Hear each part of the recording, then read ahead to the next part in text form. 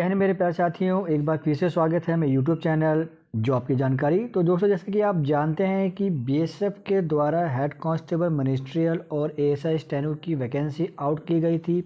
Notification 2024 में out किया गया था और अब दोस्तों क्या हो गया है, इसका फिजिकल चल रहा है। डिफरेंट सेंटर्स दिए गए हैं, कैंडिडेट जा कर के अपना फिजिकल कर रहे हैं। पहले क्या होता था, ओनली जो मेसी स्टाफ के अंदर में जिसकी हम बात कर रहे हैं एससी में स्टेनो की, वहाँ पे सिर्फ आपका एक पेस्टी होता था। बट दोस्तों अब क्या किया गया है, पेस्टी के साथ साथ में आपका फिजिकल इवेंट भी यहाँ पे डाल दिया गया है। मैं आपको दिखाता हूँ कि उसमें क्या क्या इवेंट है। हालांकि जो रिक्रूटमेंट प्रोसेस में अभी चल रहे हैं उनको तो पता ही होगा। तो पहले जो है आपका ओनली एक पीएचटी होता था, बट इसमें एक पीटी डाल दिया गया, फिर आपका एक सीबीटी होगा, उसके बाद में आपका एक डीएमई या कह सकते हैं री मेडिकल एग्जामिनेशन होगा। अब दोस्तों ये जो आपका जो फिज़िकल इवेंट होने वाला है, इसके अंदर में जो मेल कैटेगरी रहेगी उसमें उनको 1.6 किलोमीटर रनिंग करनी होगी 6 मिनट 30 सेकंड में। और वहीं बात करें फीमेल कैटेगरी को, तो यहाँ पे उनको रनिंग करनी होगी 800 मीटर 4 मिनट 45 सेकंड। बहुत समय होता है दोस्तों, इजीली अगर आप प्रैक्टिस करते हो तो वो कर जाते हैं। बट दोस्तों दिक्कतें यहाँ पे आ रही हैं। दिक्कत यहाँ पे ये आ रही है कि मान लीजिए कि ऐसा कोई कैंडिडेट है, जब वो जाता है और अपना पीएचडी करवाता है, तो पीएचडी के अंदर में बहुत से ऐसे कैंडिडेट जिनकी हाइट जो है वो कम होगी या फिर चेस्ट कम होगा। उस केस में क्या होता है, वो अपने डॉक्यूमेंट प्रोड्यूस करते हैं। फॉर एग्जांपल मान लीजिए कोई ऐसा बंदा है जो डोगरा से रिलेटेड करता है, तो वो अपना हाइट जो है यहाँ पे 162.5 सेंटीमीटर ले सकता है। या मैं बात करूँ कोई ऐसा बंदा है जो कि शेड्यूल ट्राइब से बिलोंग करता है, तो जाहिर सी बात है उसको 162.5 सेंटीमीटर में वो एलिजिबल माना जाएगा। बट लेकिन दोस्तों यहाँ पे हो क्या रहा है, जब आप इवेंट करने जा रहे हैं तो वहाँ पे आपके पास एक डॉक्यूमेंट नहीं है, जिसकी वजह से आपको निकाल दिया जा रहा है। और मैंने अपने प्रीवियस वीडियोस में भी बना के बताया था कि वो डॉक्यूमेंट आपको लेके जाना होगा। कैंडिडेट्स क्या करते हैं कि मान लीजिए कि अगर मैं शेड्यूल ट्राइब में आता हूं, तो मेरे पास जो मेरे स्टेट से या सेंट्रल से मुझे शेड्यूल ट्राइब का सर्टिफिकेट पड़ा हुआ है, मैं उसको लेके चले जाता हूं।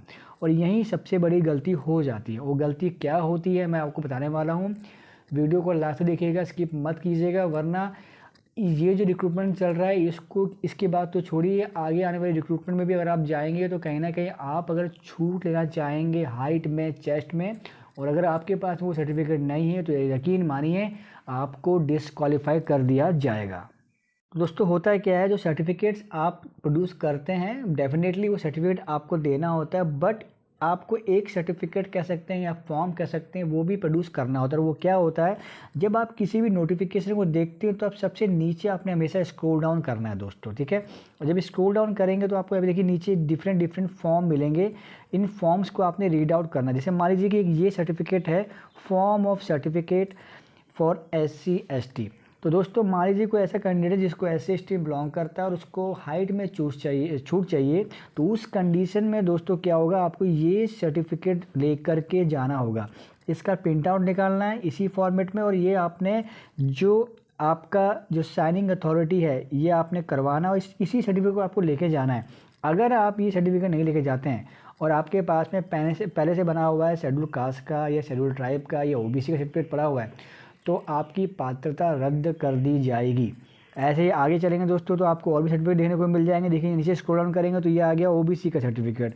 कोई बोल रहा है कि सर मेरे को जो है एज में छूट चाहिए थी और मैं OBC से बिलोंग करता हूँ, पर उसने अपना OBC का सर्टिफिकेट स्टेट बना कर रखा हुआ है, लेकिन अगर ये लेकर के नहीं गया है तो यकीन मानिए आपकी पात्रता रद्द कर दी जाएगी।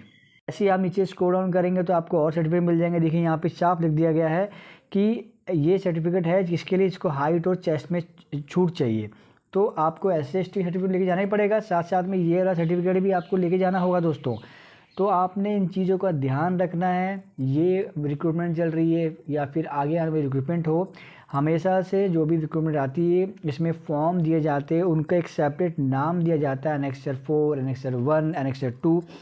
इन सब एनेक्चर को देख करके दोस्तों आपने रीड आउट करके इस फॉर्म्स को लेके जाना है रिक्रूटमेंट में, वरना आप रनिंग भी कर जाएंगे, फिजिकल इवेंट भी पास कर जाएंगे, आपका DV डॉक्यूमेंट वेरिफिकेशन भी हो जाएगा, लेकिन जब ये सर्टिफिकेट आपसे मांगा जाएगा डॉक्यूमेंटेशन के टाइम पे और अगर आप इसको प्रोड्यूस नहीं करते दोस्तों तो यकीन मानिए आपकी पात्रता रद्द कर दी जाएगी। तो दोस्तों आशा करता हूँ ये वीडियो अगर आपने पूरी देखी है तो डेफिनेटली मान लीजिए डॉक्यूमेंटेशन की वजह से आपको बिल्कुल भी नहीं निकाला जाएगा।